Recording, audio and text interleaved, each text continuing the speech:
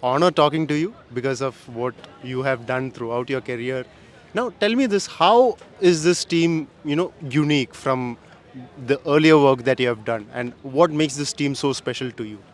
Um, I think this team is the team that I worked with up until the Olympics. Obviously, this is slightly different. There's one or two senior players with a lot of caps have moved on. There's some younger players. So this team is going through a little bit of a rebuilding. They need to find their feet, both as a team, the connections with each other. So at this moment, it's really about helping the building phase, creating the new team, getting really bedded down the team culture, the team environment. And the players who've just come in, helping them to manage their minds a little bit and start to discuss the concepts of distraction management and mental coaching. So, coming to distraction management, like this year, when you look at last year was a brilliant year for Indian hockey. This year started off on a very bad note.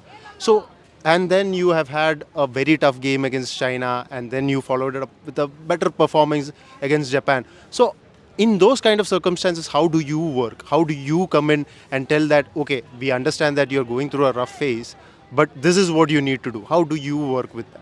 So the big thing is for me is to focus on the process, and I know it's the same with the coaches. What are the kind of strategies we needing to follow? What are the kind of training, the preparation, the strategies? How well are we connecting as players? So it's really about the process as opposed to the results. Of course, the public focus on the results, but we tend to focus on the processes. And we know there's no team that is 9, 10 out of 10. You only want to be at 10 playing at 9 out of 10 or more in finals, in the really big tournaments. In the other tournaments, it's about building, laying the foundation, trying different combinations.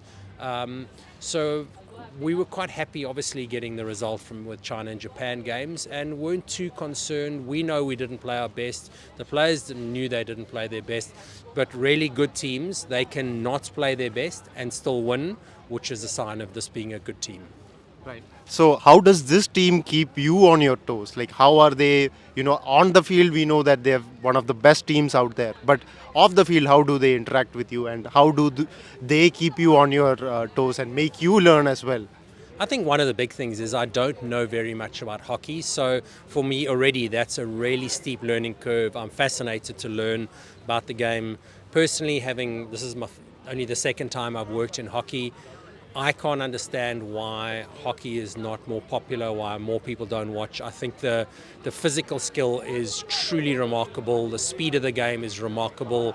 The amount of preparation and the training these players put into being able to go for 60 minutes at the speed and intensity they go, it really is a genuine high performance sport. And this team, they are super fit, they're super detailed, they are unbelievably skilled. So for me, it's just so amazing to be part of such a high performing team. I'm learning a lot. I'm understanding the psychology of hockey, where it's a team sport. Cricket's a team sport, but it's more individual. Hockey, you have to connect. 5, 6 players need to connect perfectly in flow to be able to get the ball into the back of the net, for example. So there's a lot to learn, and the language barrier as well. There's always a challenge for me to get my message across when not everyone is as fluent in English. Unfortunately, I'm not fluent in Hindi either. So that keeps me on my toes. How do I get the message across that it lands with all players regardless of their language? And when I was talking to the coach yesterday, he said his dream is to see this team probably one day win the Olympic gold and the World Cup. So, do you feel after interacting with these players that they have that mentality in them to go and win both of them? Yes, this team has got what it takes. Also, the coach particularly has got that long-term view, which is great. I think it's important that a coach has that. If the coach is focusing one game at a time and having short-term views, that's really not very smart. So Craig is one of the smartest coaches that I've ever come across in terms of how his planning, his strategy, his long-term thinking. So the plan is obviously to do well at this tournament, qualify for the World Cup, and then put all the building blocks in place. But this team is fit enough. There's enough skill, there's enough depth within Indian hockey, and certainly the coaching staff and the leadership. There is everything it takes to be able to win World Cups and Olympic golds in this team, and it's just a case of putting it together excellently, because the reality is there's also 4 or 5 other teams out there in the world who also have all the ingredients, and it's a case of who puts it together best in the lead up to those really big tournaments and the key moments in those big tournaments, and that's what we'll be focusing on. And I know I've taken a lot of time from you. Maybe last one fun question to ask: the Indian team that you worked in cricket or this hockey team, which is your favorite at the moment? No, you can't even compare the two teams. I wouldn't even begin to compare them. It's just a completely different sport.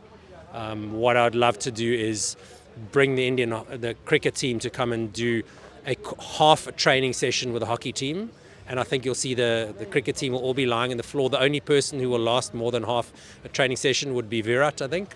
So that's the one massive difference that I noticed.